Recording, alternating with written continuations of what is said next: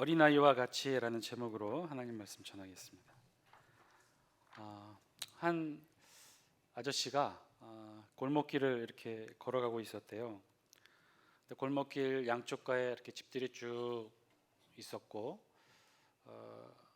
근데 그 집들 사이로 한 꼬마가 좀 커 보이는 양옥집 앞에서 초인종을 누르려고 까치발을 띄고 막 이렇게 손을 뻗어서 누르려고 하고 있는 걸 이 아저씨가 보게 된 거죠. 그래서 아저씨가 이 꼬마가 하는 모습이 귀여워서 다가가 이렇게 말합니다. 꼬마야, 내가 도와줄게. 그리고는 아저씨가 대신 초인종을 길게 꾹 하고 눌러주었어요. 그랬더니 꼬마가 아저씨한테 이렇게 말합니다. 아저씨, 이제는 도망쳐야 돼요. 쭉 초인종 다루면서 눌렀던 모양이죠. 놀이터에서 한 5살쯤 돼 보이는 꼬마 둘이 처음 만났어요. 서로 이렇게 막 통성명하고 같이 놀려고 합니다. 한 아이가 다른 아이에게 물었어요. 야, 난 5살인데 넌 몇 살이니? 그랬더니만 다른 아이가 머리를 긁으면서 이렇게 얘기합니다. 난 잘 몰라. 내 나이 잘 몰라.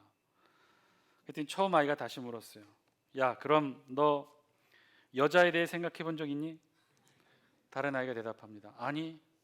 그랬더니 처음 아이가 잘라 이렇게 얘기해요. 그럼 넌 4살이야. 이 아이 기준에 4살과 5살의 차이는 그거였던 것 같습니다. 오늘 설교 제목은 어린아이와 같이입니다. 어린아이와 같이. 어린아이와 같다는 것, 그 무엇을 의미하는 걸까요? 어린아이가 상징하는 것이 무엇이죠? 순수하고 깨끗하고 아직 더럽혀지지 않은 맑고 깨끗한 순수한 모습들, 그런가요? 우리가 아는 어린아이 하면 순수하고 맑고 깨끗하고 그런가요? 자세히 보면 또 그렇지도 않아요. 어린아이여서 또 영악하고 또 어린아이여서 더 못되기도 하고요. 어린아이도 또 그 나름 수준에서 죄를 짓기도 합니다.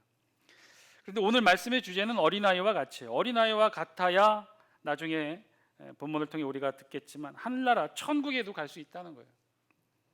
이것이 의미하는 말씀은 어떤 뜻일까? 오늘 이 말씀을 대하는 저와 여러분들을 향한 주님의 음성은 어떤 음성일까? 어떻게 해야 우리가 어린아이와 같아질 수 있을까? 깨끗하고 순수하고 죄를 짓지 않고 때를 타지 않은 상태, 그런 상태를 유지해야 하는 것이 어린아이와 같아지는 것일까? 오늘 주님은요, 아주 중요한 말씀을 본문을 통해 어린아이의 비유로 말씀해 주셔요. 그 시작은 15절 말씀이에요. 우리 15절 말씀 영상을 통해 같이 함께 읽겠습니다. 시작. 사람들이 예수께서 만져주심을 바라고 자기 어린아이기를 데리고 오매 제자들이 보고 꾸짖거늘. 아멘. 오늘 본문은요, 아주 특별한 상황에 대해 설명으로부터 시작을 합니다. 어떤 상황이냐? 사람들이 예수님께 나오는데 어떻게 나왔느냐? 어린 아기를 데리고 왔다는 거예요. 그러면 사람들은 왜 예수님께 어린 아기를 데리고 왔을까요?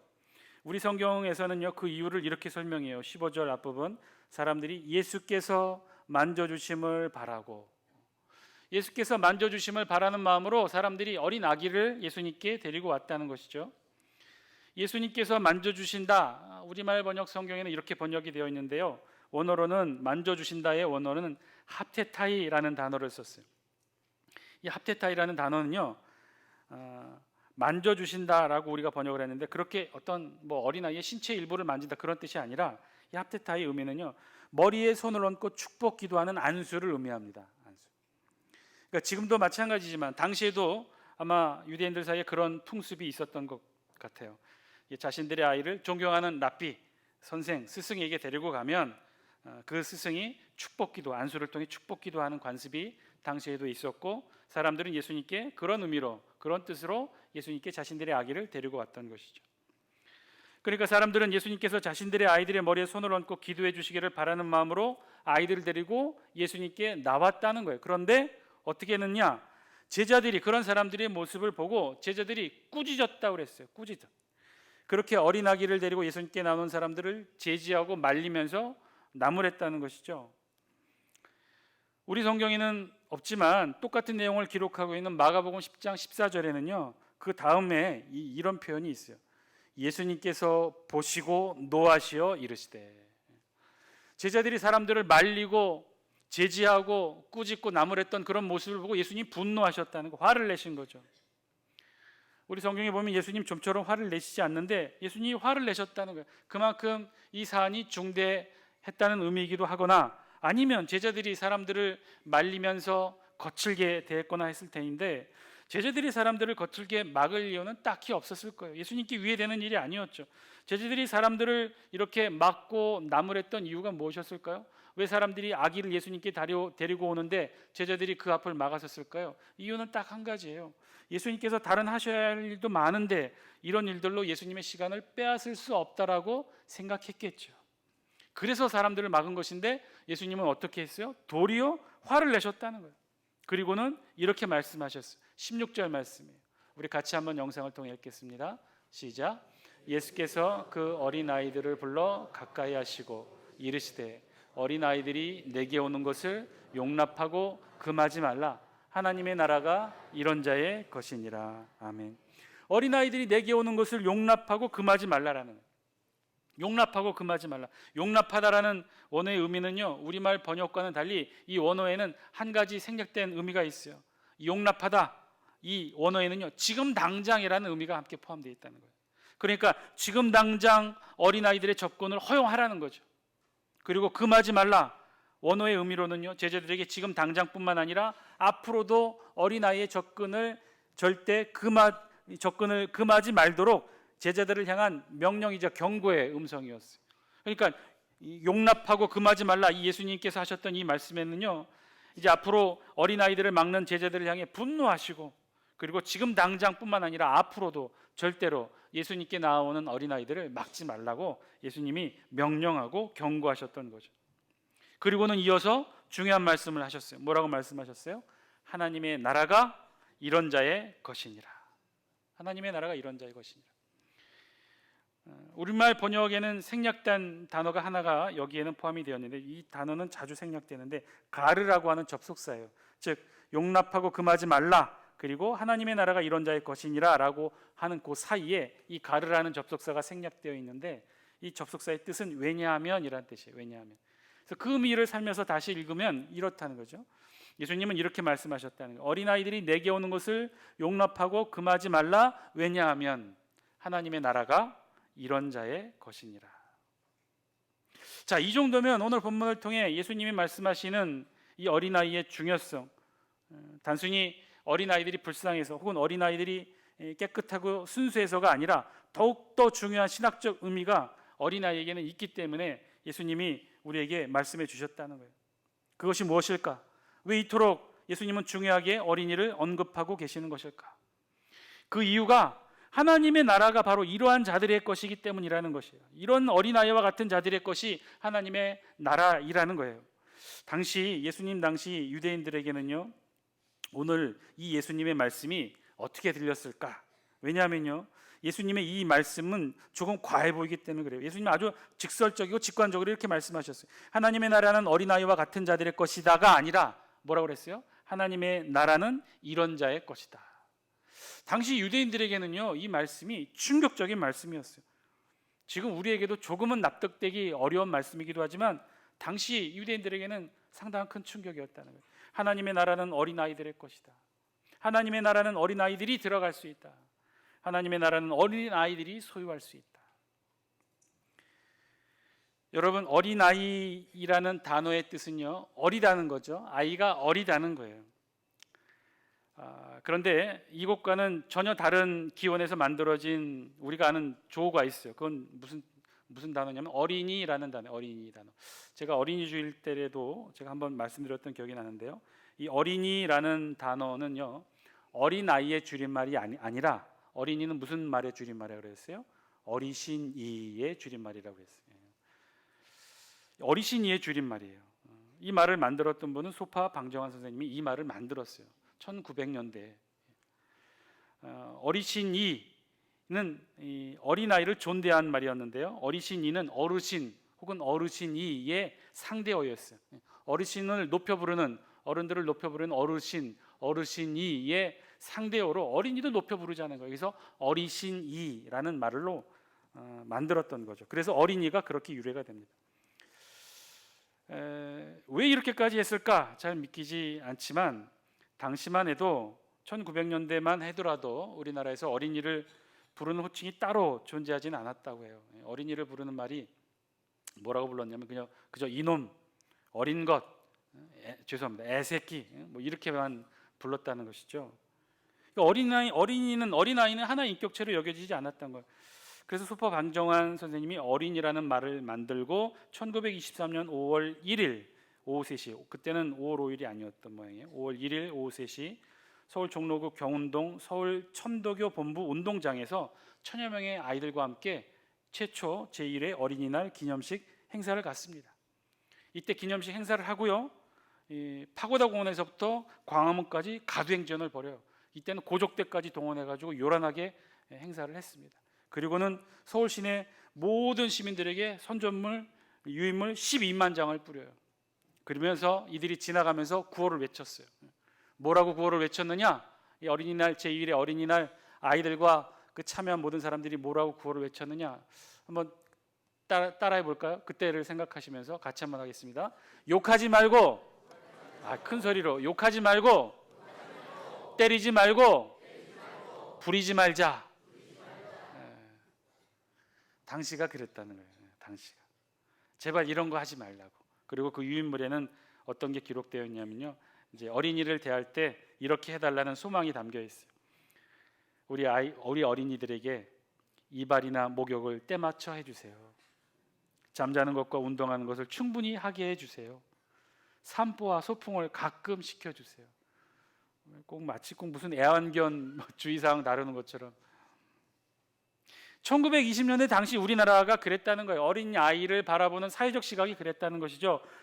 지금처럼 어린이들이 보호받고 대접받게 된 것 얼마 되지 않았다는 거예요. 자, 우리 시대가 얼마 전까지만 해도 그러했으니 예수님 당시에는 어떠했을까요? 더 심했겠죠. 그러면 예수님 당시에는 어떠했느냐? 단적인 예로요, 예수님 당시 서기관들, 바리새인들, 율법사들, 종교인들이 모여서 신학적 논쟁을 했던 한 가지 주제가 있었어요. 어린이와 관련된 주제. 그것이 무엇이었느냐? 이들이 무엇을 가지고 신학적 논쟁을 벌였느냐? 일찍 죽은 어린아이의 구원의 가능성에 대해서 논쟁을 했다는 거예요. 어린아이가 일찍 죽었어요. 병들어서 일찍 죽기도 하고, 굶어서 일찍 죽기도 하고, 태아에서 뱃속 상태에서 일찍 죽기도 하고, 이런 아이들 영아 상태의 죽음이라든지 어린아이가 죽게 되면 이런 아이 과연 천국에 갈 수 있을까? 이 문제를 가지고 논의했다는 거예요. 왜 그러느냐? 당시 유대인들의 사고에서는요, 천국은, 하나님 나라는 율법을 통한 행위의 업적이 쌓여야만 갈 수 있다고 생각했어요. 즉 율법을 잘 지키고 말씀 잘 지키고 11조 생활 잘하고 율법대로 말씀대로 잘 행했을 때 그 공로와 업적이 쌓여서, 그래서 그 공로와 업적으로 천국 하나님 나라 갈 수 있다라고 생각을 했는데, 어린아이 상태로 죽었다면, 어린이의 상태로 죽게 된다면 그 율법의 의무를 다 하기도 전에, 11조를 다 하기도 전에, 예배와 제사를 다 드리기도 전에 죽었기 때문에 이 어린아이들 과연 천국에 갈 수 있을까? 이것을 놓고 고민했다는 거예요, 실질적으로. 따라서 당시 어린아이들의 경우 사회적으로, 법적으로, 공동체에서 아무런 보호도 받지 못했을 뿐만 아니라 신앙적으로도 이들은 정말 하찮고 무가치한 존재, 천국에도 들어가지 못하는 존재가 바로 이 어린아이였어요. 그런데 오늘 예수님께서 그런 유대인들에게, 그런 사고를 가지고 있는 유대인들에게 예수님이 뭐라고 선포하신 거예요? 하나님의 나라는 이런 어린아이의 것이다. 하나님의 나라는 이런 어린아이가 들어갈 수 있다. 하나님의 나라는 이런 어린아이의 소유다라고 선언해 버리신 거예요. 당시 하나님의 나라에 대해, 율법에 대해 완전히 정반대되는 말씀을 예수님이 하신 거죠. 율법을 통해서만이, 율법을 지킴으로만이, 그래서 얻을 수 있는 공로와 업적을 통해서만이 천국 하나님 나라에 갈 수 있다고 생각했는데, 그런 것이 아니라 그런 거 저런 거 다 생략하고 그저 어린아이와 같아야 천국과 하나님 나라에 갈 수 있다라고 선언하신 이 예수님의 말씀이 당시 사람들에겐 충격이었다는 거예요. 그리고는 이제 한 걸음 더 나아가 예수님이 마지막 17절을 통해 이렇게 선포하셔요. 우리 17절 말씀 같이 함께 읽겠습니다. 시작. 내가 진실로 너희에게 이르노니 누구든지 하나님의 나라를 어린아이와 같이 받아들이지 않는 자는 결단코 거기 들어가지 못하리라 하시니라. 아멘. 율법을 지켜서 말씀대로 지켜서 11조를 잘해서 하늘나라 갈 수 있다라고 알고 있었던 자들에게 뭐라고 그랬어요? 어린아이와 같이 받아들이지 않는 자는 결단코 들어가지 못하리라. 어린아이와 같이 하나님 나라를 받아들이지 않으면 하나님 나라 들어갈 수 없다는 거예요. 자, 그럼 질문이 생깁니다. 도대체 예수님이 말씀하시는 어린아이와 같다는 것이 무슨 말씀일까요? 어린아이와 같이 받아들이지 않는다는 것은 어떤 상태를 말하는 걸까요? 우리 아까도 말씀드렸다시피 어린아이와 같다고 하면 어떤 상태를 말하나요? 우리가 알고 있는 상식 가운데는 어린아이 하면 순수하고 착하고 고지고대로 믿고 때가 타지 않고 기성세대 어른들과 같은 시각이 아닌 정말 맑고 깨끗한 순수한 상태, 그런 상태를 의미하죠. 만약에 이런 것이 어린아이와 같다고 한다는 표현이라면, 만약에 이런 것이 어린아이와 같다는 것이라면, 즉 순수하고 착하고 고지고대로 믿고 때가 타지 않는 그러한 상태가 하나님 나라에 들어갈 수 있는 전제 조건이라고 한다면, 과연 이 세상에 하나님 나라에 들어갈 수 있는 어른들이 있을까요? 어른임에도 불구하고 순수하고 착하고 고지고대로 믿고 때가 타지 않는 그런 상태의 어른, 이 세상에 존재할까요? 혹 존재할지도 모르겠지만 그런 어른들이 있다면 우리의 일반 상식으로는 몸은 어른이고 정신 상태는 아직 어린이인 성장 불균형을 이룬 사람만이 갈 수 있겠지요. 아니, 그런 거 저런 거 떠나서 꼭 그렇게 어린아이처럼 순수하고 깨끗해야만 천국 갈 수 있다고 하면 이 자리에 앉아있는 저와 여러분 중에 과연 몇 사람이나 천국에 갈 수 있을까요? 저부터도 사실은 이 기준에 부합하지 못합니다. 여러분들은 어떠세요? 저보다는 나아 보이는데 여러분들은 어린아이와 같은 마음과 정신 상태를 가지고 계십니까? 오늘 예수님의 이 말씀에 여러분들은 부합하셔요? 사랑하는 장수교 성도 여러분, 오늘 말씀을 통해 나에게 들려주시는 하나님의 음성 들을 수 있게 되길 바랍니다.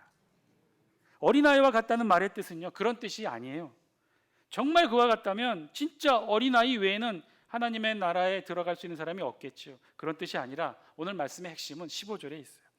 우리 다 함께 15절 말씀 다시 한 번만 같이 한번 읽겠습니다. 시작. 사람들이 예수께서 만져주심을 바라고 자기 어린 아기를 데리고 오매 제자들이 보고 꾸짖거늘. 아멘.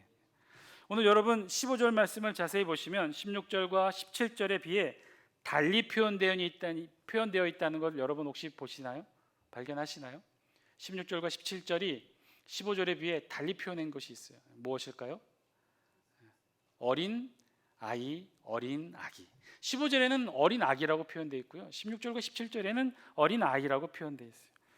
어린 아기와 어린 아이, 우리말로는 잠깐 틀린 정도의 차이인데요, 원어로는 전혀 다른 표현이에요. 이 두 단어의 원어는요, 16절, 17절에 있는 어린 아이의 원어는 파이리아, 복수형은 파이리온입니다. 지금 우리가 사용하는 어린이에 해당하죠. 우리의 개념으로 대략 한 유치원에서부터 초등학생에 이른, 아니면 조금 넓히면 너 시집장가 가지 아니한 연령층의 사람들, 이 시기에 있는 사람들을 이제 어린이라고 부를 수가 있죠. 반면에 오늘 우리 보면 15절에 나와 있는 어린 아기에 해당하는 원어는요, 타브레페라는 단어를 썼어요. 이 어린 아기는요, 타브레페라는 단어는요, 정말 어린 아기를 지칭합니다. 즉 젖먹이 유아를 지칭해요. 즉 혼자서는 서 있을 수도 없고 대소변을 가릴 수도 없고 혼자서는 우유를 먹을 수도 없는 상태, 온전히 부모, 어머니의 보살핌을 받아야만 생존이 가능한 상태의 아이가 아닌 아기의 상태를 가리킨다는 거예요. 부모가 잠시라도 보살피지 않으면 절대 생존할 수 없는 아기를 오늘 예수님은 15절을 통해 말씀하셨다는 거예요. 그런 아기가, 혹시 이런 어린 아이보다는 이런 아기가 더 깨끗하고 순수하고 때가 타지 않은 아이일 수도 있을 거예요. 그러나 더 중요한 의미는요, 이런 아기의 속성이 무엇이냐는 거예요.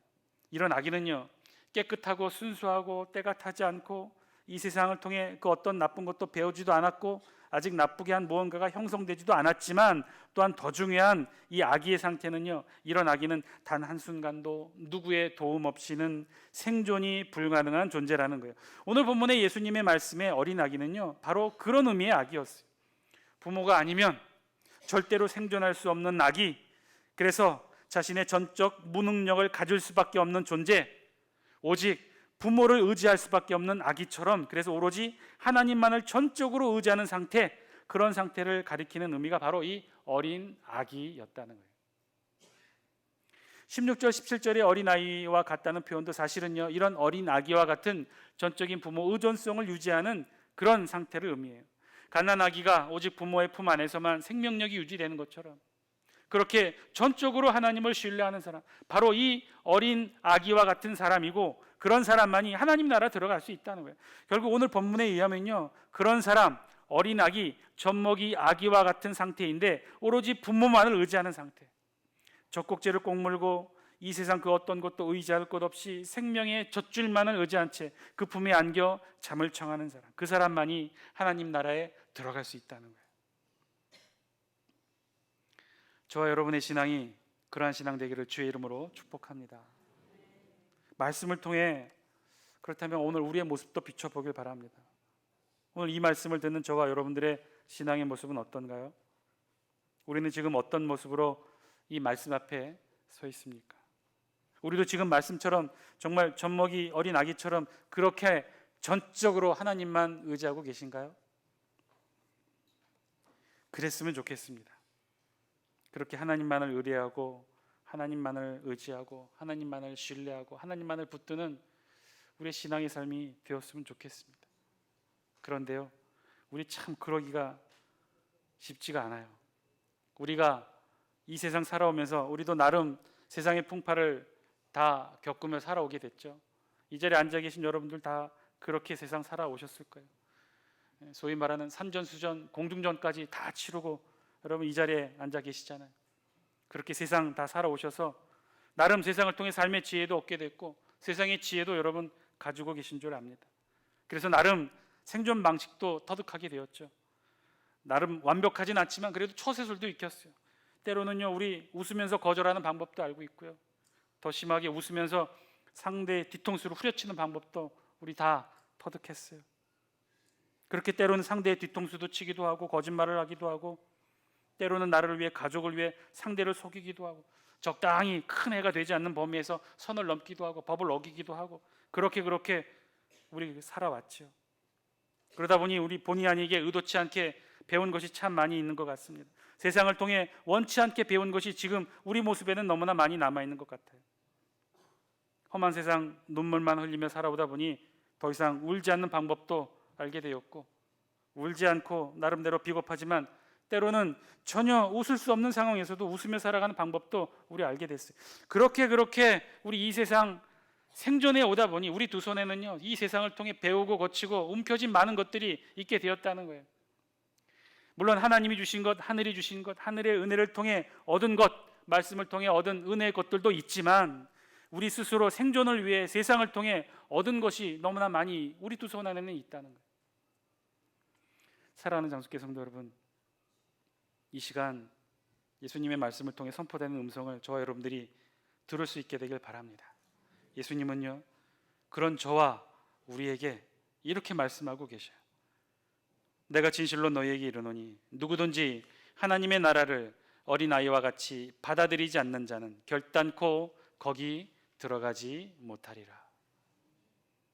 어쩔 수 없이 어른이 되면서 얻게 되고 가지게 되고 움켜쥐게 된 모든 것들 이제는 어린아이와 같이, 아니 젖먹이 어린아기와 같이 다 내려놓으라고 주님이 말씀하시는 거예요. 어린아기 같이, 젖먹는 아기 같이.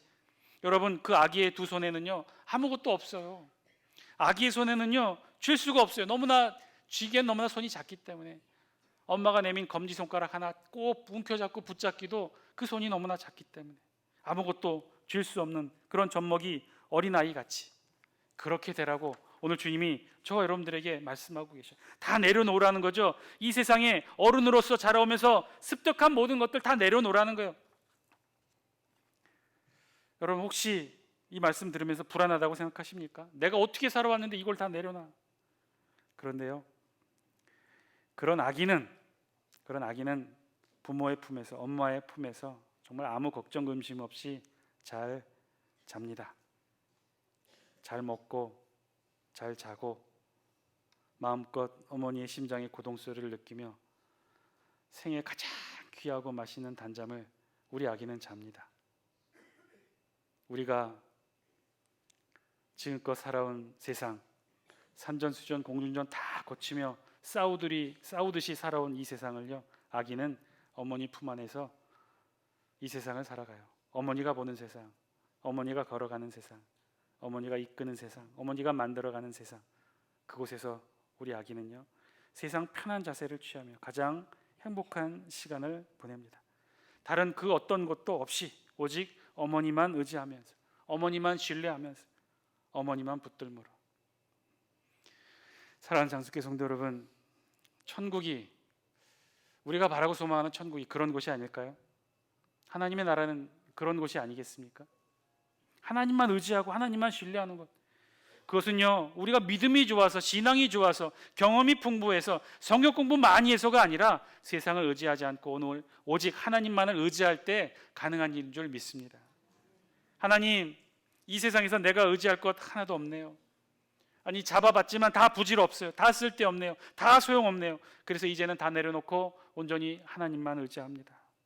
이렇게 하나님 앞에서, 세상 앞에서 저와 여러분, 우리의 전적 무능력을 선포할 때, 그리고 오직 하나님만을 의지함을 선언하게 될 때, 말씀처럼 천국은, 하나님 나라는 우리의 것이 되지 않을까요?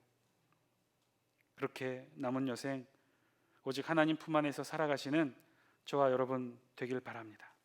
하나님 앞에서 이 세상의 것 자랑치 않고 내려놓으시는 저와 여러분 되길 바랍니다. 여러분 이 세상의 것, 우리가 움켜쥔 것, 이 세상을 통해 얻어진 다부진 이 생존의 근육들, 여러분 다 부질없다는 거예요. 다 소용없다는 거예요. 다 어린아이와 같이 되기에는요 부질없는 것들이라는 거예요. 오히려 하나님이 주시는 것 붙잡기에 사실 우리 손 모자라지 않습니까? 여러분 다 내려놓으시고, 그래서 하나님 앞에 어린 아기와 같이 전적 무능력을 선언하시고 선포하세요. 하나님, 빈서 들고 옵니다. 하나님, 세상의 것 다 내려놓습니다. 하나님, 우리의 손 잡아 주옵소서. 따뜻한 어머니 품에서 하늘의 천국을 경험하게 하여 주옵소서. 남은 여생 내려놓음으로 하늘을 소유하시는 여러분이 되시기를 주의 이름으로 간절히 축원드립니다. 그 사랑의 품으로, 그 하나님의 품으로, 그 천국으로 우리의 불신 가족을 초대하시는 또한 여러분 되시기를 주의 이름으로 간절히 축원드립니다. 함께 기도하겠습니다.